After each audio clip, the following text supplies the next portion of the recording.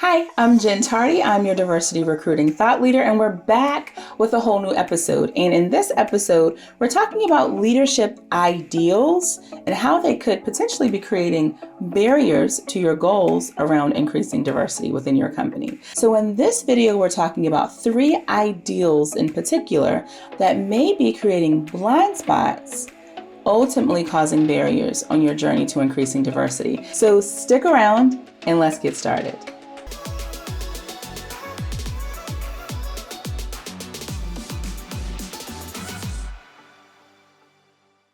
So before we jump right into what those 3 ideals are, I want to talk about what this whole notion of an ideal is, because you've heard ideals all throughout your life. So there are 3 in particular that I like talking about. One ideal that we've heard was in Lincoln's Gettysburg Address when he said, "Government of the people, by the people, for the people." Great.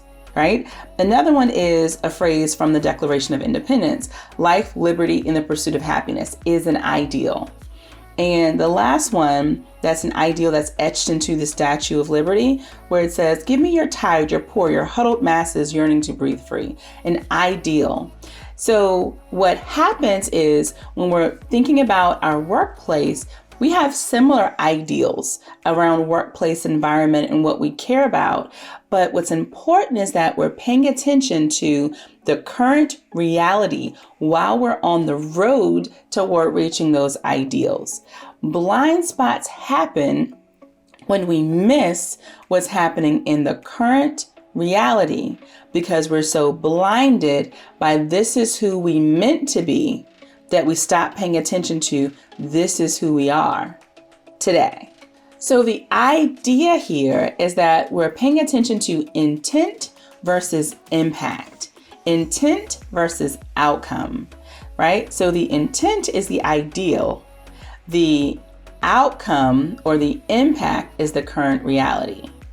So here's one example. Here's number 1 for you.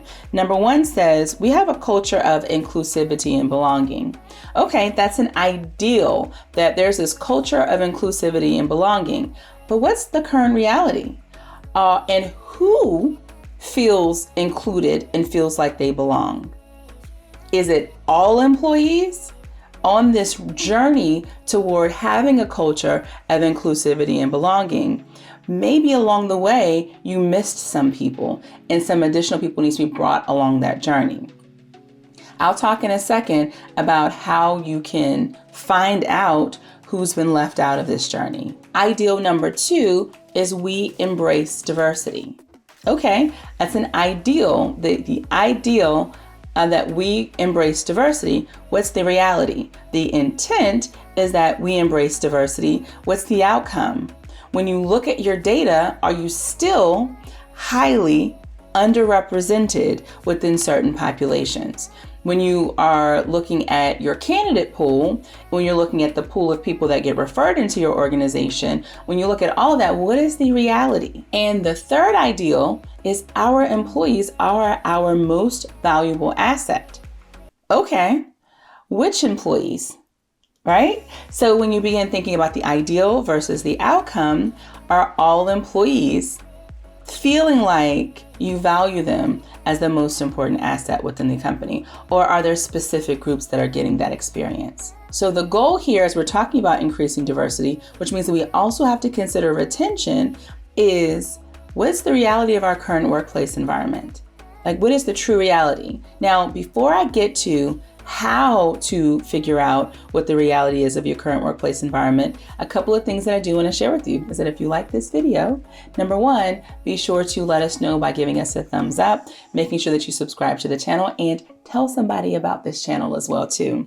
The second thing that I want to share with you is that if you haven't already received your copy of one of our newest guides, which is the Platinum Checklist for hiring professionals on 10 things to stop doing in order to increase diversity, make sure that you go and get that copy as well too. You can find the link inside of our description section, so go and get that today. So for those of you who've stuck around all the way through to the end of this video, I want to share with you what you can do to get a better sense of the reality. Look at the data. What does the data suggest? So when we're asking questions about We have a culture of inclusivity and belonging. We embrace diversity. Our employees are our most valuable asset. Use the data to find out if everyone feels the same way. And so some companies are using engagement survey data. In engagement survey data, when they're looking at the results, they're likely looking at a comprehensive overview of the results. What does everyone feel? Begin dissecting, slicing and dicing that data demographically. And if you're slicing and dicing it demographically, begin looking at it intersectionally as well too. So when I say slicing and dicing it demographically, it's to ask the question, well, how do people who identify as having disabilities feel? Do they feel that they're included in this workplace? Do they feel that you embrace diversity? Are they feeling that they're a valued asset within your company? All right. And then when we think about looking at it intersectionally, that's the idea of saying, hey, I know that Black people, for example, they feel a good sense of being included and belonging. But intersectional is looking at, for instance, Black women. Okay, so maybe you are overrepresented by Black men within this subgroup. And now when you look at Black women, they're having a different experience. So the question becomes, how closely do you want to look at that data to find out what the current reality or the current environment or the current output looks like within your organization? Because that information, the information in those details are going to help you to understand, or it's going to help you to remove those blind spots as we're on the roadmap to increasing diversity. And don't be like the organizations that are saying, oh, I'm a good person, and they don't look at the data. And what that looks like in this instance is saying, oh, but our organization believes in diversity. Oh, but our organization believes in inclusion. That's no different than saying, but I'm a good person, and so leave me alone, I'm a good person. It's one thing to be a good person and to have great ideals as an organization, but it's another thing to say, even though I'm a good person, I'm still going to check myself. Even though we have these ideals as an organization, we're still going to check ourselves. So I hope that this helps someone, and I hope that you enjoyed this video. So I'm Jen Tardy. I am your diversity recruiting thought leader. I'll see you in the next video. Take care.